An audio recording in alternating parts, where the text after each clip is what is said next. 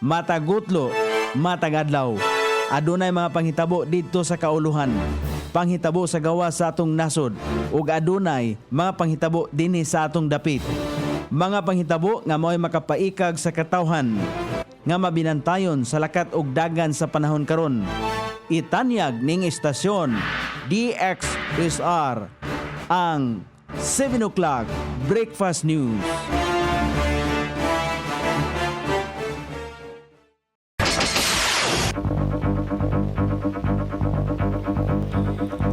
Higala, kumusta? May buntag Iligan, may buntag Mindanao, may buntag Pilipinas. Adlaw nga Miyerkules, pitsa 14 ni buwan sa Mayo ning tuiga 2025. Sangan sa ato station manager Pastor Ruben Sulapas, kini ang inyong ka-SR Kabisaya Nonibi, ang matod sa hanay sa balita sa Lesiti. O karon sa uluhang tudling sa ato mga balita, opisyal nga resulta sa piniliay sa Iligan City gipagawas sa CBOC. BI nagpahimangno batok sa piking dokumento nga gigamit sa love scam. 28 ka mga kaso sa vote buying natala sa Philippine National Police hangtod sa adlaw sa piniliay. Pipila ka warship sa Philippine Navy i-deploy sa sulog basilan aron suportahan ang piniliay. Sa gawa sa nasod, TikTok gipabayad og 540 milyones euro tungod sa gihimong data transfer nini sa China. Balita sa kinabuhing Kristohanon, mga Kristohanon sa India gitiman-an ang ikaduhang anibersaryo sa nahitabong panagbangi sa Manipur State. Kini ang uluhang tudling sa atong mga balita nga dalit kanato ning istasyon. DXSR 106.7 sa inyong FM dial. Ang bugtong radyo sa dakbayan sa Iligan nga nagsibiya sa balang kasulatan, pinasubay sa inspired and preserved, not simply dictated King James Version sa Anchor Broadcasting Corporation. O karon sa kompleto nga detalye, gipagawas na sa City Board of Canvassers ang opisyal nga resulta sa lokal nga piniliay karong tuiga sa Iligan City. Giproklamar isip na piling congressman sa Lone District sa Iligan City si Celso Gomera Rehencia nga nakakuha og 74,818 botos. Pagka-mayor si incumbent Mayor Frederick Siao nga nakakuha og botos nga 74,458. Ang Vice Mayor nga mao si Wikwik Oy nga nakakuha og 71,491 botos. Mga napiling konsehal, city councilors nga top 12, pinakauna si Nicole Kapangpangan nakakuha og 74,307 botos. Ikaduha si Derek Siao nga nakakuha og 69,286 botos. Bong Abragan, ikatulo, nakakuha og 69,187 botos. Ikaapat, Titi Pacanya, 67,503 botos. Ikalima, Michelle Sweet, nakakuha og 67,210 botos. Ikaunom, Marlene Yang, nakakuha og 67,091 botos. Ikapito, Tatay Huertas, nga nakakuha og 66,619 botos. Ikawalo, si King Belmonte, nga nakakuha og 65,360 botos. Ikasyam, Ayan Oy, nga nakakuha og 63,757 botos. Ikanapulo, Randy Ong, nakakuha og 63,308 botos. Ika-11, Ramel Emburong, nga nakakuha og 63,132 botos. Ika-12, kon katapusan, Pisyong Larasabal, nga nakakuha og 61,941 botos. Ang CBOC misiguro nga transparent o gapsay ang tibok canvassing process og nagpahimangno nga opisyal na ang resulta nga ilang gipagawas.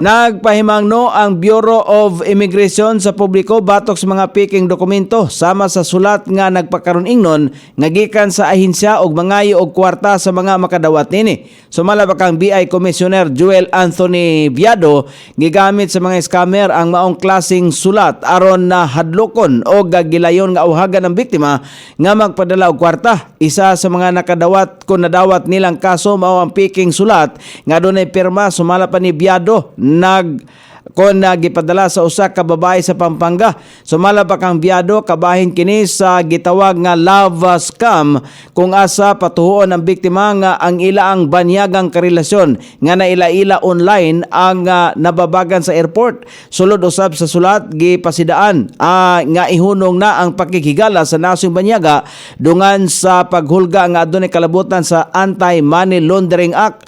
Ang naasoing sulat mao ang nagmando sa biktima nga makiglambigit sa usa ka opisyal sa pamaagi sa social media og usa ka mobile number nga naghatag og instruksyon nga magpadala og kwarta sa usa ka pribadong bank account nga dili otorisado sa BI. Giawhagan ang publiko nga dili magpailad sa nasong klase nga scam. Gitahasan na sa BI ang mga otoridad nga magpahigayon og investigasyon. Naka-record ang Philippine National Police o kinatibok ang 28 ka mga kaso sa vote buying sa tibok Pilipinas hangtod sa adlaw sa butuhan niadtong Mayo 12. Subay sa report sa nasudnong kapulisan, sa 21 ka insidente sa vote buying, ang kinatibok ang 68 ka individual gikan sa lain-laing bahin sa nasod ang natumbok nga nalambigit niining maong mga kaso. 19 ang naaresto samtang 22 ang kasamtangang gipangita. Sa kinatibok ang ihap, 5 ka kaso ang dili pa nasumiti og usa ang nakapos og piyansa, 8 ang forfeiting og 8 usab ang na-dismiss og 6 ang padayon pang giimbestigahan.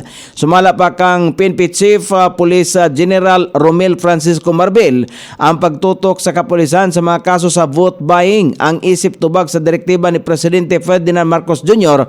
nga sumpuon ang vote buying og siguroon ang integridad sa 2025 nga national ug local eleksyon. Daghan sa mga kaso sa vote buying ang na-record sa Philippine National Police ang nagagikan usab sa mga regional office nini.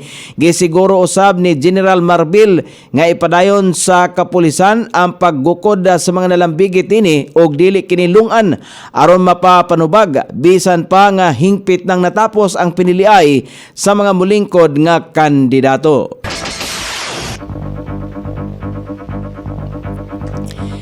Gikinahanglan nga i-deploy sa Philippine Navy ang pipila ka mga warship nini sa mga probinsya sa Sulu ug Basilan aron protektahan ug suportahan ang malinawong piniliay sa mga naasoing probinsya. Sa ilalom sa operational control sa Joint Task Force Orion, i-deploy ang BRP General Mariano Alvarez, BRP Juan Magnulian og boat attack 485 sakay ang mga Navy SEAL. Ang nasangpit nga mga warship ang natahasan nga bantayan ang pipila ka mga maritime area og mintinahon ang kalinaw ug luwas nga piniliay. Sa nahimong statement nga gipagawa sa Philippine Navy, ang deployment sa mga warship ang nagpakita sa kamahinungdanong papel ini sa piniliay sama sa paggahin og logistical support og transportation sa mga geographically isolated and disadvantaged areas sa Mindanao. Ang strategic development sa mga barko nga panggubat sumala pa sa Philippine Navy aron siguroong mabantayan ang mga potential threat samtang mubutar ang mga botante. Lakip sa mga pagbantayan sa Philippine Navy mao ang posibleng hulga sa mga armadong grupo o mga criminal syndicate nga posibleng makaapekto sa mahitabong piniliay. O karon sa balita sa gawas sa nasod, gipabayad sa Irish Data Protection Authority ang app nga TikTok og 540 milyones euro o 33.7 bilyones pesos nga multa tungod sa paglapas sa European privacy rules. Sumala pa sa Ireland's Data Protection Commission nga ang naasoing app nakalapas sa privacy rules sa Europe pinaagi sa paghatag og personal data sa mga taga-Europe ngadto sa China. Ang TikTok ang ikatulong app diin na nakamulta tungod sa kapakyasan nini nga hatagan og proteksyon ang personal data sa mga European end users. O karon sa balita sa kinabuhing Kristohanon, gitiman-an sa mga Kristohanon sa Manipur State sa nasod sa India ay kaduhang anibersaryo sa nahitabong nga panagbangi diin gipatay sa mga miyembro sa Hindu nationalist ang mga Kristohanon. Ang nasoy panagbangi mao ang nakapatay sa 250 ka mga kinabuhi ug sa pagkawalas panimalay sa 60,000 ka mga Kristohanon. Nanawagan ang mga Kristohanon sa Manipur nga hatagan sa gobyerno o justisya ang nahitabo sa mga nabiktima nga mga Kristohanon. Na dugang panini ang naasoy nga panagbangi usab ang nakapaguba sa 300 ka mga kasimbahanan sulod sa naasoyng estado. O karon sa kahimtang sa pagbanabana sa dagan sa panahon, ang Pilipinas, ang Easterlies makapiktar sa tibok bahin sa nasod. Ang Southern Leyte, Dinagat Island, Surigao del Norte, Surigao del Sur, Davao Oriental, Davao Occidental, Metro Manila ug ang ubang bahin sa nasod nga Pilipinon ang makasinati gihapon sa madag-umon nga kalangitan. Inubanan sa patak-patak ka mga pagulan, ilabi na sa panahon sa kahaponon ug sa sayong takdas kagabion kini epekto sa Easterlies. Sukod sa temperatura dinhi sa dakbayan siligan, ang kabugnaon ana sa 25 ug ang kainiton mosangko sa 33 degrees centigrado. Ang adlaw misilang kaganiha sa alas 5:29 ug musahop unya sa alas 6:16 sa sayong takna sa kagabhion.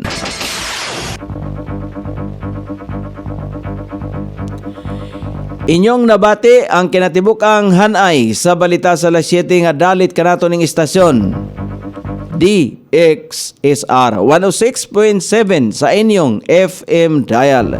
Ang bugtong radyo sa dakbayan siligan nga nagsibya sa balang kasulatan, pinasubay sa inspired and preserved, not simply dictated King James Version sa Anchor Broadcasting Corporation. Sangan sa tigsuwat sa atong balitang international o sa kinabuhing Kristohanon, pitjan sa balita lokal, Coney Island, sa ato'y station manager Pastor Ruben Sulapas. Kini ang inyong KSR Kabisaya Nonoy B. Magpasalamat ug moingon, mayong buntag, Iligan.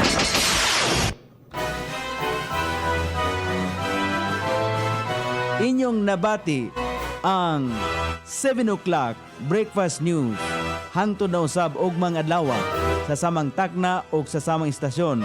Daghang salamat sa iyong pagpaminaw ug maayong buntag.